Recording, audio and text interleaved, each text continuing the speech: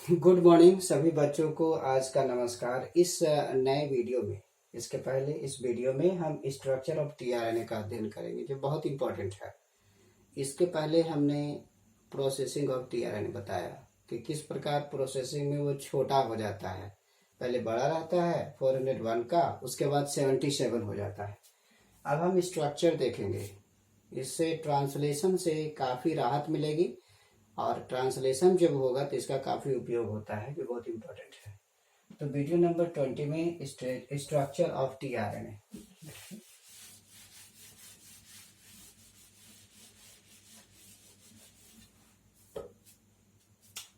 Video 20 में देखिएगा structure of tRNA है।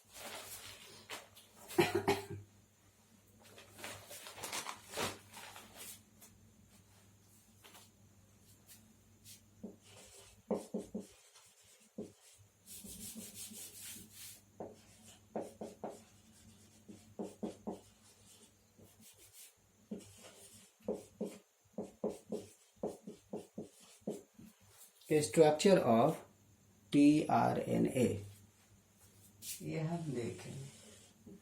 इसके बारे में हम जानते हैं कि एडेप्टर मॉलिक्यूल कहा जाता है। It is called adapter molecule. It is called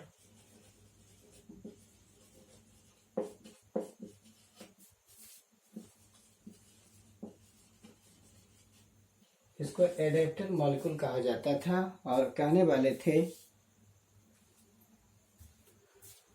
Francis Crick.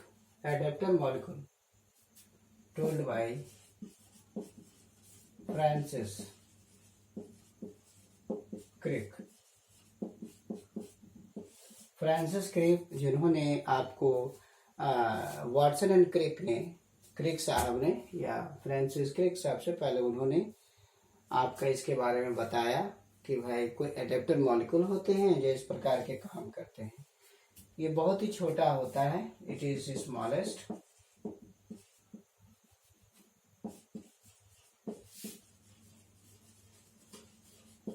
Smallest होते हैं और करीब 15% रहते हैं। स्मॉलेस्ट 15%। जितना भी आरएनए होता है उसका ये 15% होता है।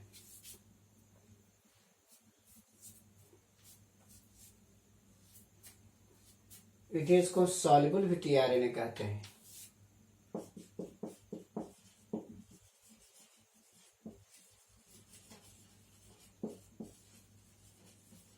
सॉल्युबल टीआरएनए, इसे सॉल्युबल टीआरएनए भी कहते हैं या सॉल्युबल आरएनए एंड कैरी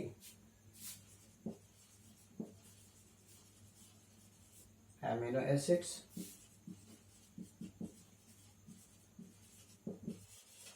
और एमिनो एसिड्स को कैरी करते हैं। इसमें इट हैज, इसकी खासियत यह होती है कि करीब 5 से 10% जो बेसिस होते हैं मॉडिफाइड होते हैं। It has 5 to 10% modified basis. इसमें जो बेस होते हैं वो मॉडिफाइड होते हैं जिसके कारण इसका स्ट्रक्चर टी के आकार का या क्लोवर लिप या एल के आकार का हो जाता है। इस प्रकार इसके स्ट्रक्चर जो होते हैं टी के आकार के, इसलिए हमको टी कहा जाता है। टी कहा जाता है। एल के आकार का भी होता है, क्लोवर लिप के आकार का भी होता है।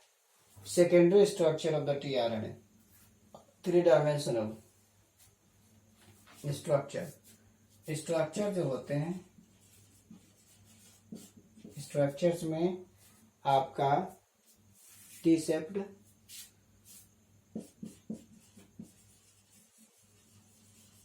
एक होता है टी शेप्ड, एल शेप्ड का भी होता है। टी शेप्ड होते हैं, एल शेप्ड होते हैं। इस प्रकार के स्ट्रक्चर्स होते हैं। जब 3 डायमेंशनल होता है तो एल शेप्ड स्ट्रक्चर कहलाता है।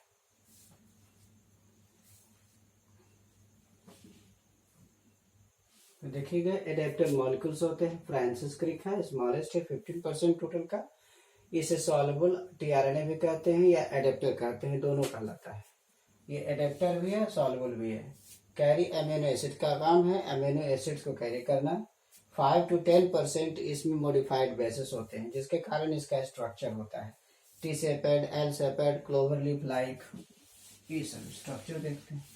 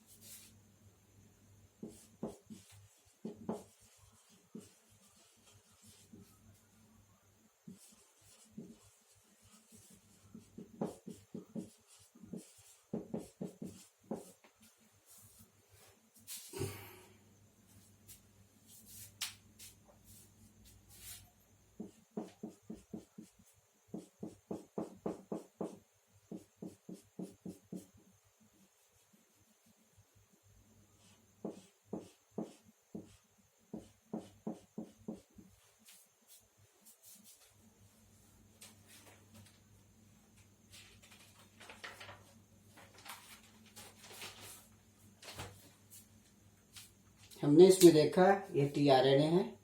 टीआरएनए का देखिए 5' और 3' एंड है। जो 3' एंड है उसमें CCA ट्रिपलेट कोडन होते हैं और ये हाइड्रोक्सिल होता है।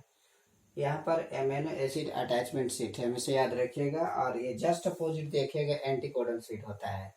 यहाँ mRNA होता है और mRNA का जो कोडन होता है और ये एंटी कोडन दोनों मैच करता है। मैच करने के बाद उसी के आधार पर एमिनो एसिड का अटैचमेंट होता है कि किसका कोडन मैच किया, उसी के आधार पर यहाँ अमीनो एसिड अटैच होता है। इधर देखिएगा DHU है, हम DHU के बारे में भी बताते हैं। डी हाइड्रोयूरिडीन है। ये जो है आपका यहाँ पर ये जो पोर्शन है वो एंजाइम रिकॉग्निशन सीट है। यहाँ पर एंजाइम पहचानने का या बैठने का जगह होता है टीआरएनए का। जबकि दूसरी तरफ देखिएगा यहाँ राइबोसोम रिकॉग्निशन सीट है। ये राइबोसोम का जगह है जिसमें C5 और T होता है। ये माइनर लूप होता है। तो इस सब के बारे में हम थोड़ा थोड़ा जानकारी। This structure is very important, हमेशा याद रखिएगा। 3' एंड पर अमीनो एसिड अटैचमेंट सीट है।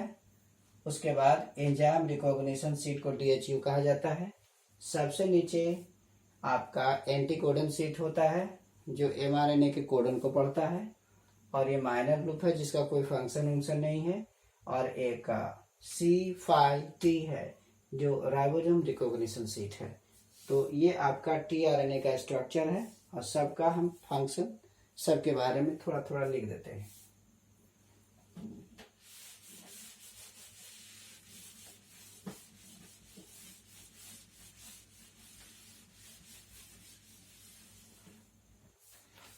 टीआरएनए में 5 गो आर्म्स होते हैं। टी हैज 5 आर्म्स और लूप्स। इसमें 5 आर्म्स और लूप्स पाए जाते हैं। नंबर 1 है एंटीकोडन।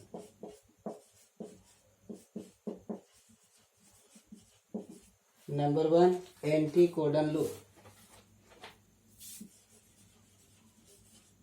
पहला एंटीकोडन लूप है। इसमें जो बेसेस होते हैं कॉम्प्लीमेंट्री टू कोड होते हैं। इट हैज बेसिस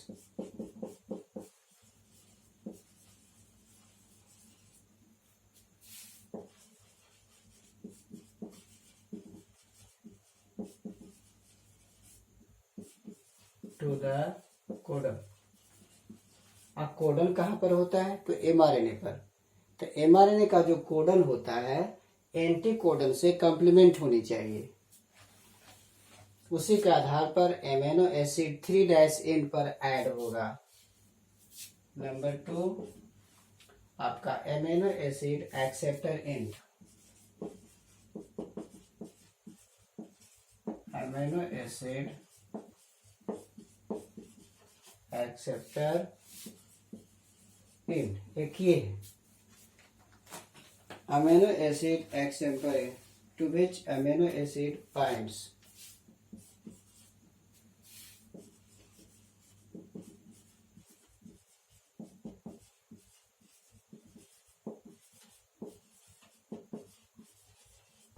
इससे क्या होता है कि एमिनो एसिड बाइंड करता है।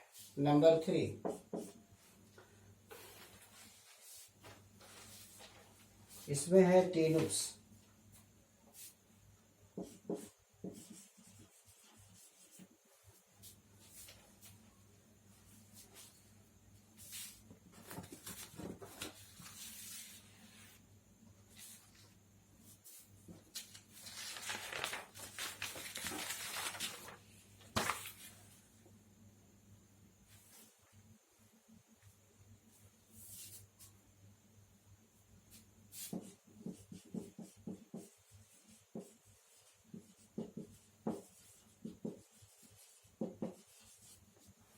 helps in binding ribosomes।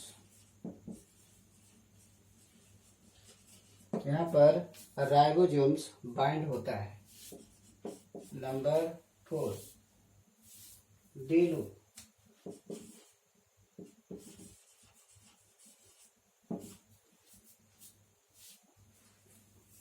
Enzyme जिस एंजाइम का नाम है उसको कहते हैं amino acid synthetase.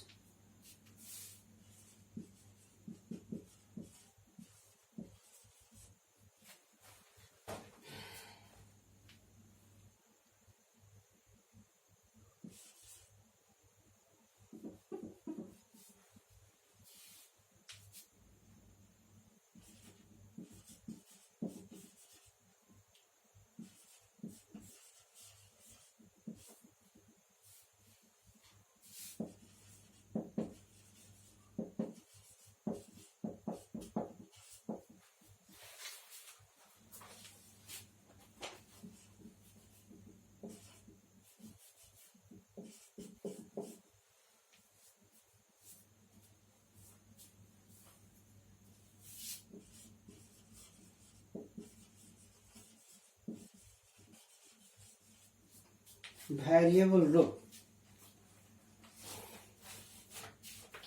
the function is not known।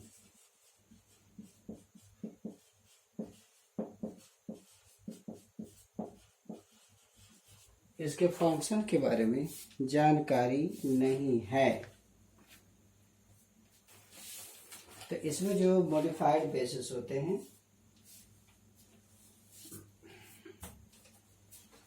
प्रत्येक टीआरएनए जो होता है उसका स्पेसिफिक और पर्टिकुलर अमीनो एसिड्स होते हैं।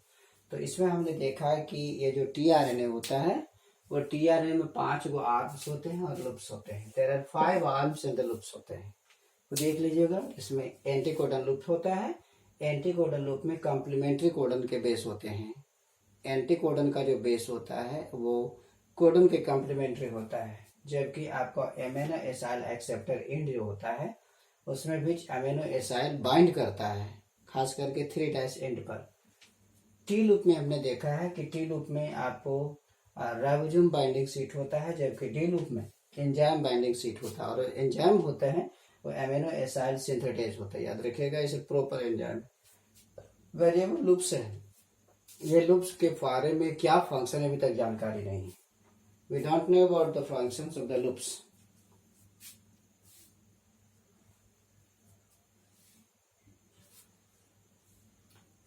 इसके अलावा है कि टीआरएनए के लिए कोई कोडन नहीं होता, देयर इज नो कोडन। सबके सेंटेंस इनिशिएटर के लिए कोडन होता है, टीआरएनए होता है।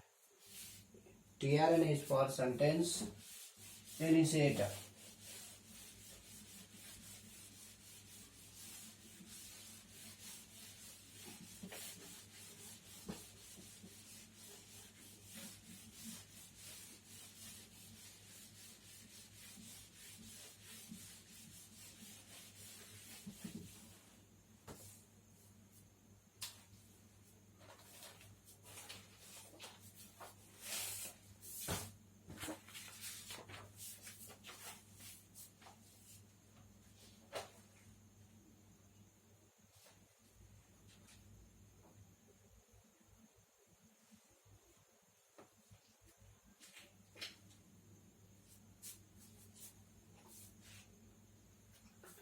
इसमें जो कुछ अनपेयर्ड न्यूक्लियोटाइड्स होते हैं उसके बारे में हम देखेंगे।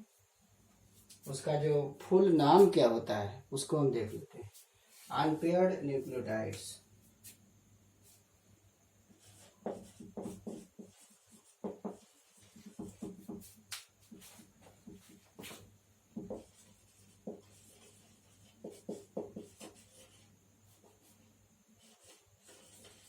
अनपेयर्ड न्यूक्लियोटाइड्स बहुत सारे होते हैं जिसका नाम है, जैसे नंबर 1 हो गया पीयू। पीयू जो होते हैं उसको हम कहते हैं जो 7 देयर आर 7 के करीब होता है।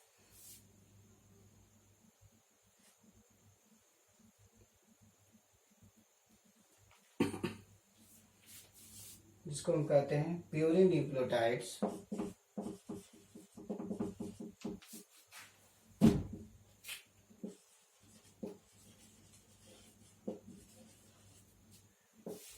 Number 2 PY.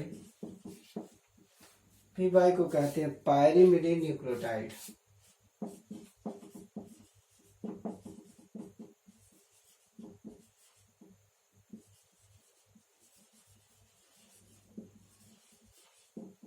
Number 3 sigma. ऐसे करके जो सिग्मा होता है इसका मतलब होता है स्यूडो यूरिडीन।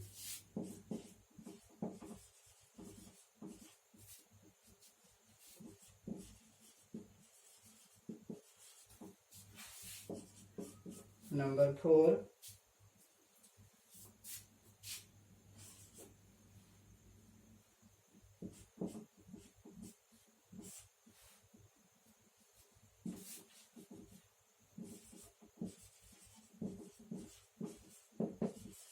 इसे हम गुआनोसिन कहते हैं।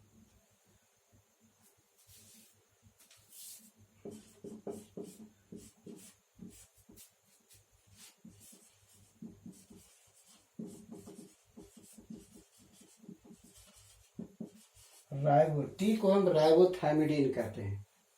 DHU नंबर 6 DHU इसे कहा जाता है डाइहाइड्रो यूरिडीन।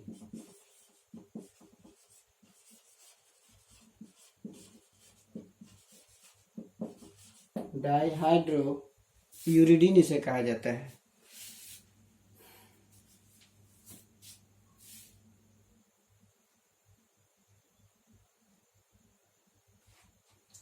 इस प्रकार हम देखते हैं कि तकरीबन 6 या 7 या 8 ऐसे जो बेस पेयर्स होते हैं वो अनयूजुअल होते हैं, वो अनपेयर्ड होते हैं।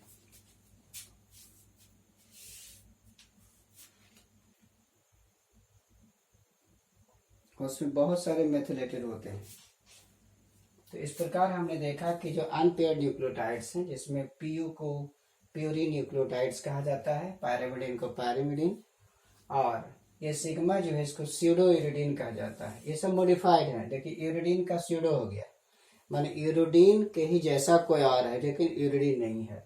ग्वानोसिन का इस प्रकार सिंबल है। राइबोथाइमिडिन, थाइमिडिन का इस प्रकार है, थाइमिडिन का ही आपका मॉडिफाइड है। उसी तरह से यूरिडीन का एक डिहाइड्रो है, डिहाइड्रो यूरिडीन होता है। तो इस प्रकार मॉडिफिकेशंस होते हैं और जिसके चलते आपका टीआरएनए बनता है। तो इसमें हमने देखा है कि जितने भी टीआरएनए होते हैं से करीब करीब उसमें 8 या उससे भी ज़्यादा बेसेस जो होते हैं वो मॉडिफाइड होते हैं। There are about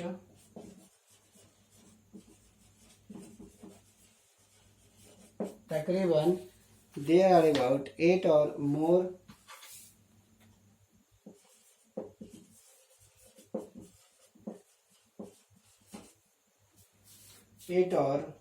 of the nucleotide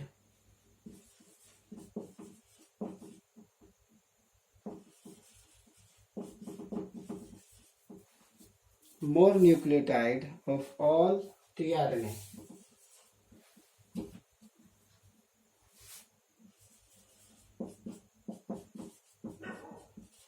जितने भी tRNA होते हैं सब में all tRNA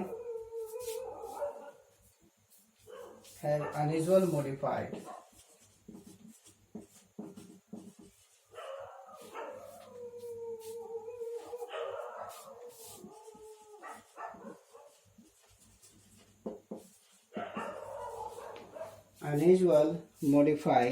bases।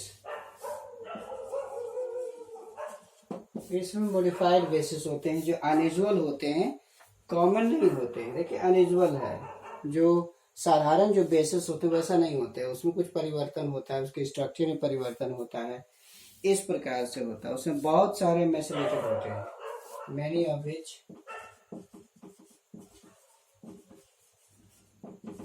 अधिकतर जो होते हैं आर मिथिलेटेड।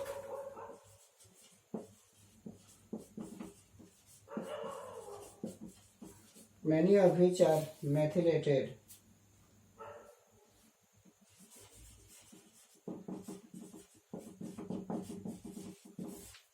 डेरिवेटिव्स होते हैं। बहुत सारे जो होते हैं मेथिलेटेड डेरिवेटिव्स होते हैं।